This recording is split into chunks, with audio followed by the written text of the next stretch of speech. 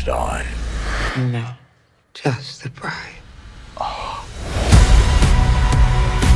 The Bride, directed by Maggie Gyllenhaal, based upon the novel Frankenstein by Mary Shelley, starring Jessie Buckley and Christian Bale. A feminist reimagining of The Bride of Frankenstein, taking place in 1930s Chicago, focusing on the creation of a companion for Frankenstein's monster.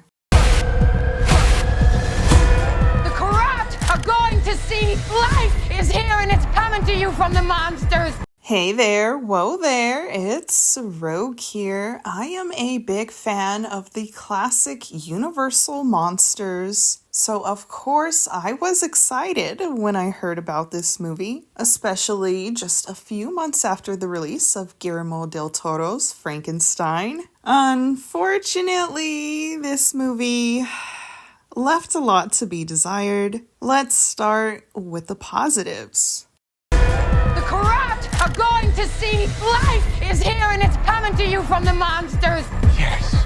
Yes! The Bride is visually stunning. This is a beautiful movie. Everything on screen, the costumes, the hair, the makeup, the setting, 1930s Chicago and briefly in New York, the vehicles, everything on screen looked amazing. Visually stunning. I really liked the look this version of Frankenstein's monster and the Bride. I think they made some very fun creative decisions when it comes to the appearance of these two well-known characters. It's different and unique, instantly recognizable. I thought that Jessie Buckley and Christian Bale had great chemistry with each other. It really did feel like these two characters were falling in love. I think everyone in this movie gave a great performance, actually. Jessie Buckley, Christian Bale, Peter Sarsgaard, Penelope Cruz.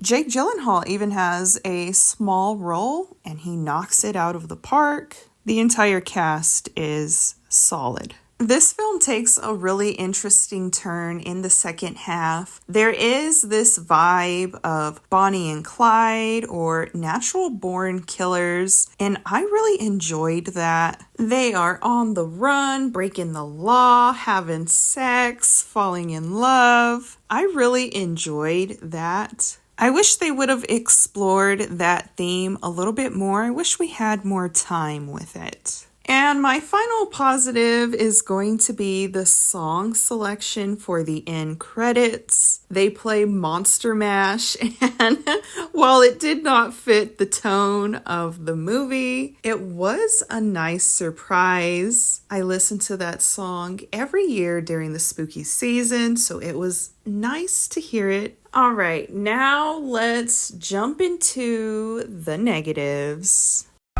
This world is a black hole.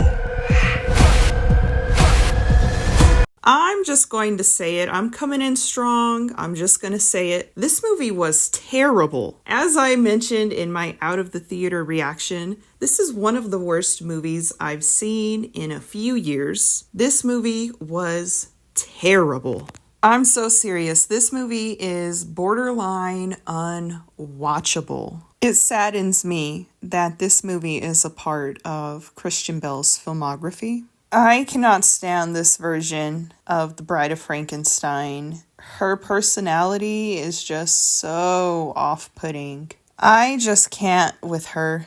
The Bride's dialogue is at best pretentious and at worst incoherent babble. I cannot stand this version of the character. She is the worst. The first time that things start getting hot and heavy between the Bride and Frankenstein's monster, he's trying to be like romantic and she tells him, "Do you want to fuck? It'll make it easier to go to sleep."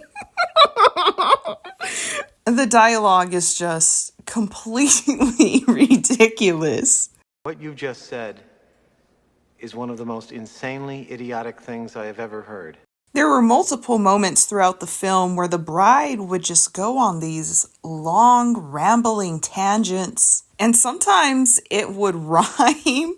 Oh my goodness. Yeah, it would rhyme sometimes. The bride's dialogue was just ridiculous. I cannot stand this version of the character. At no point in your rambling, incoherent response were you even close to anything that could be considered a rational thought. Don't get me wrong, I understand what they are trying to do with this dialogue. As I mentioned in the beginning, this is a feminist reimagining. So the bride has a voice and she wants to be heard. I get that. I see what they were going for. Unfortunately, they didn't quite stick the landing.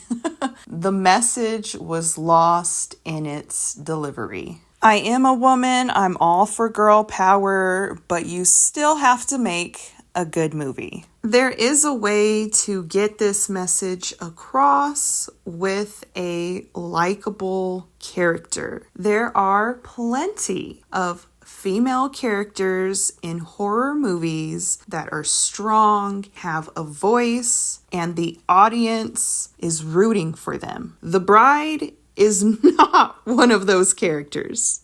I've got something to say, and I'm saying it. I do respect this film's social commentary, but the message was lost in its delivery. This film was going in a lot of different directions. This is like 3 different genres of film in one movie. It starts off as a classic Universal monster movie. Then it becomes a love story involving the mob. Then it becomes a Bonnie and Clyde type of movie. And then they start dancing. Yeah, I don't know what was going on. I had no idea where this movie was headed. It kept switching genres, so I didn't know what to expect next. This movie is a really hard watch. There were several people who walked out of the theater. A few days after I watched this movie, I seen reports online that there were mass audience walkouts. And I believe it, because there were several people who walked out when I seen the movie. Which brings me to my final negative, the runtime. The Bride is about 2.5 hours long, and it is a very, very long 2.5 hours. Overall, I thought that The Bride was a very beautiful, visually stunning movie. I think that the performances were very good. The actors definitely did the best they could with what they were given. Unfortunately, the script was a mess.